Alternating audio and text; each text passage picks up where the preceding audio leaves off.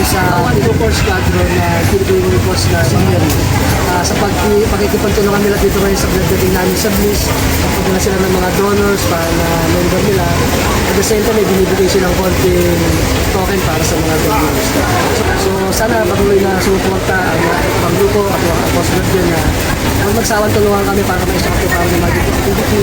Dahil ito yung isang paraan para sa Ice Forum charity yung pagbibigay ng sarili ng. So patuloy nyo kami suportahan kung masulbihan. Maraming salamat po sa inyo.